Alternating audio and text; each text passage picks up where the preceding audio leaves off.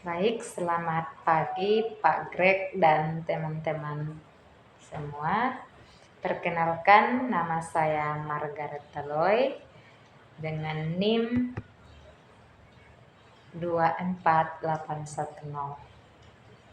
Hari ini saya akan menjelaskan tentang materi yang saya dapatkan melalui Zoom kemarin yang dibawakan pemateri Pak Timo, tentang berjudul panggilan kaum awam dalam gereja. Seperti yang kita ketahui bahwa penjelasan gereja adalah Katekismus Gereja Katolik menjelaskan bahwa gereja direncanakan oleh Allah Bapa, didirikan oleh Allah Putra, dan dinyatakan oleh Roh Kudus sampai pada akhirnya disempurnakan dalam kemuliaan. Gereja ada untuk menjadi tanda keselamatan Allah, yakni tanda yang menunjukkan hasil tindakan penyelamatan Allah maupun tanda yang menunjukkan tindakan perutusan Allah untuk keselamatan. Artinya, gereja itu bertumbuh dan dimaksudkan untuk karya keselamatan. Berikutnya ada pun ciri-ciri gereja atau sifat-sifat gereja. Yang pertama itu gereja sebagai Katolik, gereja Katolik. Kekatolikan berarti bahwa gereja mampu disebarkan ke seluruh dunia tanpa kehilangan jati dirinya. Kekatolikan berarti keterbukaan dan keberanian membuka diri senantiasa bagi bentuk kehidupan yang baru dan berbeda. Gereja Kristus hadir dalam semua jemaat beriman setempat yang sah, yang dalam perjanjian baru disebut gereja. Gereja-gereja itu di tempatnya masing-masing dengan sepenuhnya merupakan umat baru yang dipanggil oleh Allah dan Roh Kudus.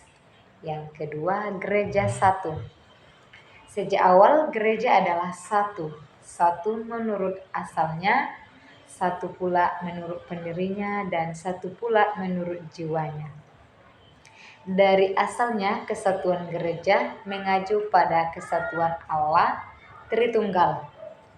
Dari pendirinya, Kristus yang menjelma telah mendamaikan semua orang dengan Allah dan mengembalikan kesatuan semua orang dalam satu bangsa dan satu tubuh.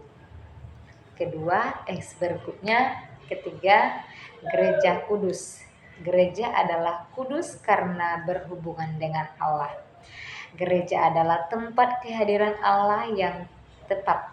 Seluruh anggota gereja telah dikuduskan berkat pembaptisan dan pengurapan Roh Kudus. Mereka menjadi tempat kediaman rohani dan imamat suci. Mereka menjadi umat kudus Allah. Terakhir, gereja apostolik.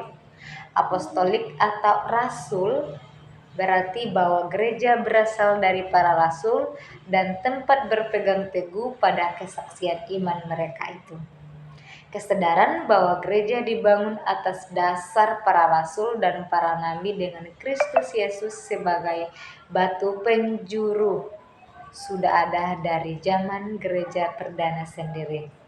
Sifat apostolik tidak berarti bahwa gereja hanya mengulang-ulangi apa yang sejak dahulu kala sudah diajarkan dan dilakukan dalam gereja.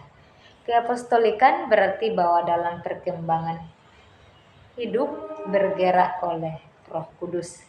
Gereja senantiasa berpegang pada gereja para rasul sebagai norma imannya. Berikutnya, gereja sebagai tubuh mistik Kristus. Paulus menjelaskan maksud kiasan itu sama seperti tubuh itu satu dan anggota-anggotanya banyak, segala anggota itu sekalipun banyak merupakan satu tubuh.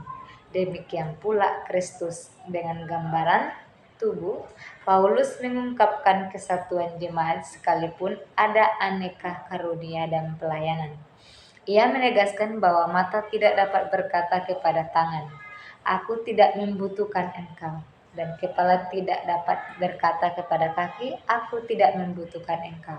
Sebab tubuh tidak berdiri dari satu anggota tetapi atas banyak anggota. Gereja bagi umat Allah, kata umat Allah merupakan istilah perjanjian lama.